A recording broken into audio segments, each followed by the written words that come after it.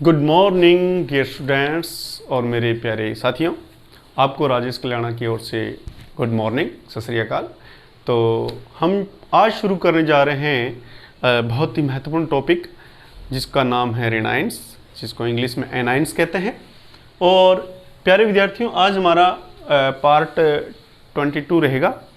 और रेनाइंस को करने से पहले मैंने धनायन के बारे में बताया था। तो धनायन के बिल्कुल उल्टे ही ऋणायन होते हैं। ऋणायन क्या होते हैं? इलेक्ट्रॉनों को क्या करते हैं? ग्रहण करते हैं अपनी बाहरी कक्षा में।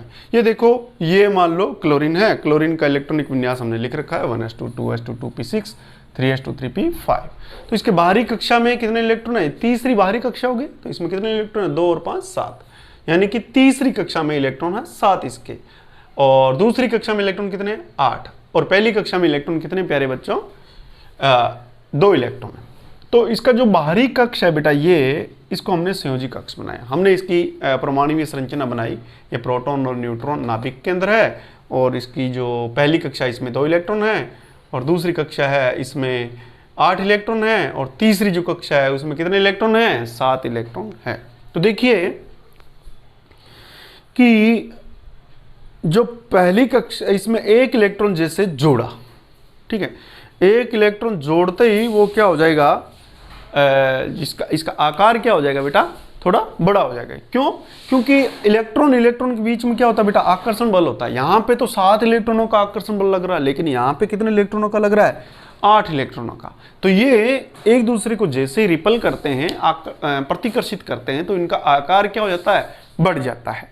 तो इस प्रकार से मैंने ये बात भी आपको बताई है कि ऋणायंस अपने संगत उदासीन परमाणु से आकार में क्या होते हैं? हमेशा बड़े होते हैं। कहने का मतलब वे तत्व या परमाणु जो अपने बाहरी संयोजी कक्ष में इलेक्ट्रॉन्स पूरा करने के लिए क्या करते हैं? पूरा करने के लिए, यानी कि ये अपने बाहरी कक्षा में कितने इलेक्ट्रॉन करना चाहता है? 8। इसके पास अब है कितने? 7 इलेक्ट्रॉन है। अब ये 1 इलेक्ट्रॉन लेने के बाद में कितने इलेक्ट्रॉन्स हो जाएंगे बेटा? इसके पास 8 इलेक्ट्रॉन। जैसे ही 8 इलेक्ट्रॉन होंगे तो ये सैचुरेट हो जाएगा, संतृप्त हो जाएगा। तो इस प्रकार से क्या है कि ये रेनाइंस जो होते हैं अपने बाहरी कक्षा में 1 इलेक्ट्रॉन 2 इलेक्ट्रॉन 3 इलेक्ट्रॉन यहाँ तक लेते रहते हैं। जैसे हम बात करें कि जो क्लोरीन है वो 1 इलेक्ट्रॉन लेगा, तो ऑक्सीजन अष्टक पूरा करने के लिए 2 इलेक्ट्रॉन लेगा, और नाइट्रोजन अष्टक पूरा करने के लिए 3 इलेक्ट्रॉन लेता है। तो इस प्रकार से ये रेनाइंस कहलाते हैं। दूसरी बात, हमने कहा इलेक्ट्रॉन लब्धि एंथैल्पी। ये शब्द आपके लिए नया होगा। इलेक्ट्रॉन लब्धि एंथैल्पी क्या होता है? इलेक्ट्रॉन गेन एंथैल्पी, इसको हम इलेक्ट्रॉन बंधुता भी कहते हैं, ठीक है, इलेक्ट्रॉन एफिशिएंसी भी कहते हैं। अब होता क्या है कि जैसे ही आप 1 इलेक्ट्रॉन इसमें ले रहे हो बाहरी कक्षा में, तो यहाँ से बेटा, यहाँ से ऊर्जा निकलती है, और ये निकली हुई ऊर्जा जो होती है ना, ये निकली हुई ऊर्जा क्या कहलाती है? आपके इलेक्ट्रॉन एफिशिएंसी कहलाती है, ईए कहलाती है, ठीक है, ईए कहलाती है, इलेक्ट्रॉन बंधुता कहलाती है। तो हमने इसकी डेफिनेशन लिखी है कि गैसीय अवस्था में ध्यान ये होना चाहिए कि परमाणु दूर होने चाहिए।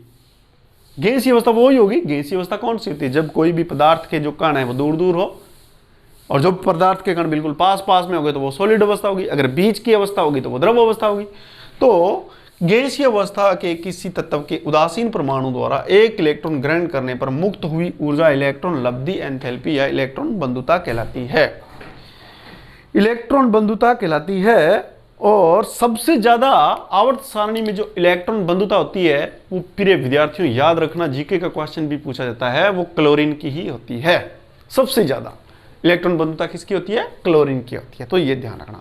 अब हम इलेक्ट्रॉन जो त्यागते हैं उनको और क्या कहते हैं, और जो इलेक्ट्रॉन ग्रहण करते हैं उनको और क्या कहते हैं, वो देखिए। जो इलेक्ट्रॉनों को ग्रहण करते हैं, तो प्रॉपर्टीज ऑफ एनाइंस, क्या क्या प्रॉपर्टी होती है? इनमें ऑक्सीकारक का गुण पाया जाता है, ऑक्सीडेंट प्रॉपर्टीज पाई जाती है। ऑक्सीडेंट का मतलब ऑक्सीकारक, कारक का मतलब करने वाला, ऑक्सीकार जो ऑक्सीकरण करे, जो ऑक्सीकरण करता है किसी दूसरे तत्व या परमाणु को इलेक्ट्रॉन देख के उसको ऑक्सीकृत कर देता है, तो उसको क्या कहते हैं? ऑक्सीकारक। और ये कार्य इलेक्ट्रॉन ग्रहण करके, तो ये कार्य कौन करते हैं? ऋणायन करते हैं कि ये दूसरों से ये दूसरों से इलेक्ट्रॉन लेके उसका क्या कर देता है, ऑक्सीकरण कर देते हैं। और इनके अंदर कैसा गुण पाया जाता है बेटा, अम्लीय गुण पाया जाता है, इनके अंदर अम्लीय गुण पाया जाता है। और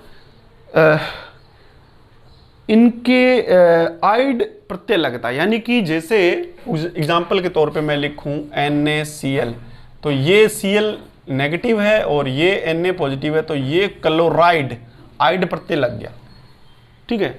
और इसी प्रकार मान लो कि आप HCl हाइड्रोक्लोराइड और NaBr सोडियम ब्रोमाइड, तो इस प्रकार से क्या है कि आपको जो ऋणायन होते हैं वो उनके पीछे क्या लगता है बेटा, हमेशा आइड प्रत्यय लगता है। तो ये चीज़ें आपको मैंने समझा दी। अब हम बात करें कि आपको क्या करना है, आपके लिए होमवर्क आज भी है, और वो होमवर्क होगा कि आप जो है मुख्य जो है ऋणायनों को याद करोगे, कॉपी में 1-2 बार लिख लिख के इसको याद करोगे। तो कौन कौन से ऋणायन से, तो ऋणायनों के क्या हो जाएंगे बेटा इसमें, प्रकार कौन कौन से, तो ऋणायनों के प्रकार कौन कौन से उसको आप अच्छी तरह से याद करें। और अगर आप ऋणायनों को याद करते हो और धनायनों को याद करते हो तो आपको मैं प्रॉमिस करता हूं कि आपको आयनिक यौगिक को समझने में बिल्कुल आसानी होगी कि आयनिक यौगिक कैसे बनते हैं और आयनिक यौगिक क्या होते हैं। आयन 2 प्रकार के आयनों से मिलकर बने होते हैं, उनको आयनिक यौगिक कहते हैं, जिसमें से एक धनायन होता है और दूसरा क्या होता है बेटा, ऋणायन होता है। तो लीजिए हम कुछ ऋणायनों को याद कर लेते हैं और उनके नाम भी हम याद करेंगे और उनकी संयोजकता के बारे में भी हम थोड़ा बात करेंगे। तो देखिए ऋणायन्स के प्रकार, ऋणायन्स के प्रकार, ठीक है, ऋणायन्स के प्रकार, टाइप्स ऑफ एनाइन, ठीक है। लो जी, तो टाइप्स ऑफ एनाइंस में हम लेते हैं इसके अंदर -1 वाले। -1 वाले कौन कौन से हैं वो देखो, एक तो है आपके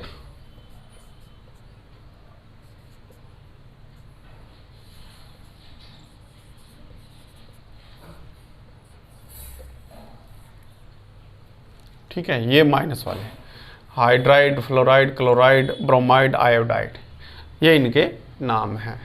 आप लिखना चाहते हो तो लिख लो, हाइड्राइड, फ्लोराइड, इनको ऐसे ही बोलना आप, ठीक है, क्लोराइड, ब्रोमाइड और आयोडाइड, ठीक है। ये तो -1 वाले हो गए, ये हैं आपके -1 वाले। इनके अलावा -1 वाले और भी है बेटा, ये ध्यान रखना, HCO3 माइनस और NO3 माइनस, इनके नाम हैं, एक और है OH माइनस, इनकी भी संयोजकता एक है। इनकी संयोजकता की बात करें तो यही इनकी संयोजकता भी है और इन पर आवेश भी यही है। तो इसको बोलते हैं अपने हाइड्रोजन कार्बोनेट, इनको बोलते हैं हाइड्रोजन कार्बोनेट, ठीक है, इनको हाइड्रोजन कार्बोनेट, इनको बोलते हैं, इसको NO3 को बोलते हैं नाइट्रेट, और इसको हाइड्रोक्साइड, इसको बोलते हैं हाइड्रोक्साइड, ठीक है, ये हाइड्रोक्साइड है। अब हम बात करते हैं बेटा किसकी, जिनकी -2 क्या है, उसको बोलते हैं संयोजकता भी और आवेश भी। तो -2 वाले कौन कौन से हैं, एक तो आपके ऑक्सीजन है -2 वाला, सल्फर है -2 वाला, और आपके SO4 -2 वाला है, CO3 -2 वाला है, और ये -2 वाले। तो इनके नाम आपको पता ही है, क्या क्या नाम है, एक तो है ऑक्साइड, ये हाँ सल्फाइड, ये है सल्फेट, ये सल्फेट है, और ये है कार्बोनेट, ये कार्बोनेट है। अब -3 वाले कौन कौन से बेटा वो भी देख लो। -3 वाले यहाँ लिख देता हूँ।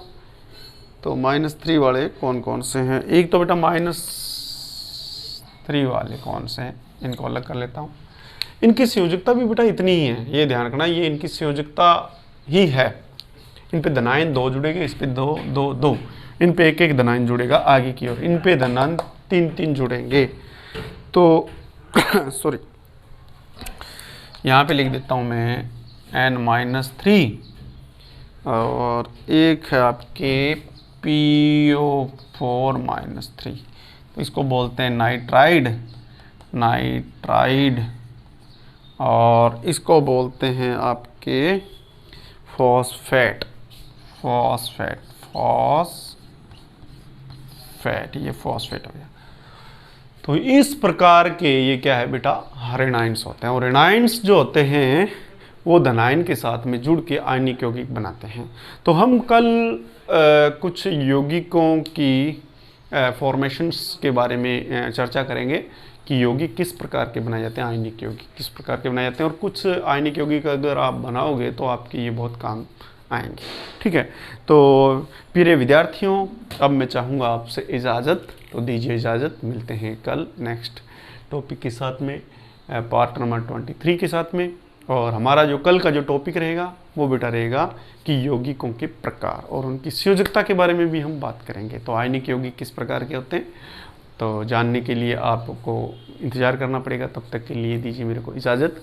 अगर आप लोगों ने मेरा वीडियो सब्सक्राइब नहीं किया और आप नए हैं तो प्लीज़ मेरा वीडियो सब्सक्राइब कर लें, लाइक करें, शेयर करें, और जो बच्चे दूर दराज में पढ़ रहे हैं या जिनको आवश्यकता है उनको प्लीज़ शेयर करना नहीं भूलें। जय हिंद, जय भारत, नमस्कार।